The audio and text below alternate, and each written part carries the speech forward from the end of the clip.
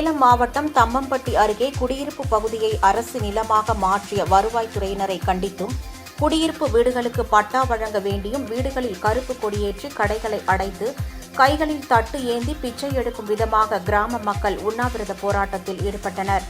தகவலறிந்த கெங்கவல்லி வட்டாட்சியர் நாகலட்சுமி உள்ளிட்ட வருவாய்த்துறையினர் உண்ணாவிரத போராட்டத்தில் ஈடுபட்ட மக்களிடம் பேச்சுவார்த்தை நடத்தி உரிய நடவடிக்கை எடுக்கப்படும் என உறுதி அளித்தனர்.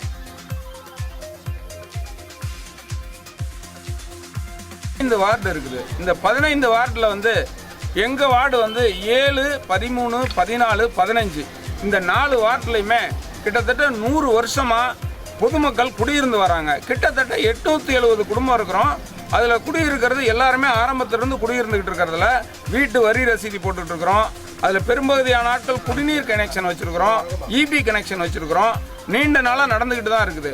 அப்படி நடந்துக்கிட்டு இருக்கும்போதும் இப்போ இடையில கிட்டத்தட்ட ஒரு வருஷத்துக்கு முன்னாடி இது அரசு நிலம்னு மாற்றிருக்காங்க. வீடுங்கள்லாம் பார்த்தீங்கன்னா வீடியோ எடுத்துடலாம், நீங்கள் லைனில் போய் பார்த்தீங்கன்னா தெரியும். 1932 வீடு கட்டியிருக்காங்க, 47 வீடு கட்டி குடியிருந்திருக்காங்க. அப்படி இருக்கும்போது இது குடியிருப்பு பகுதின்னு இருக்கிறத விட்டுட்டு நத்தம் குடியிருப்பு பகுதியாக தான் இவ்வளோ நாளாக இருந்தது. ஆனால் திடீர்னு 1 year before government overall Tamil Nadu லெவலில் அரசு நிலம் நிறைய நத்தத்தை மாற்றினாங்க. அப்போ மாறும்போது எங்கள் பகுதியும் மாறிடுச்சு.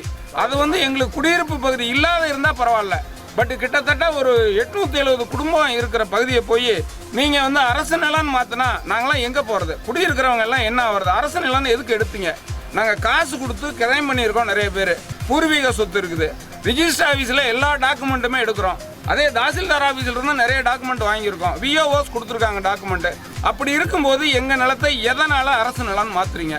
திரும்ப எங்களுக்கு அரசு நிலம்னு இருக்கிறத நத்தம் குடியிருப்பு பகுதின்னு எங்களுக்கு மாற்றி தரணும்.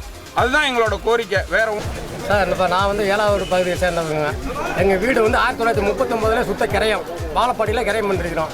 அது இப்போ இத்தனை வருஷமாக நாங்கள் கரண்ட் பில்லு கட்டிகிட்டு இருக்கிறோம், தண்ணி பில்லு கட்டிகிட்டு இருக்கிறோம், வீட்டு வரி கட்டிகிட்டு இருக்கிறோம். இப்போ அரசு நத்தம்னு போட்டிருந்தாங்க.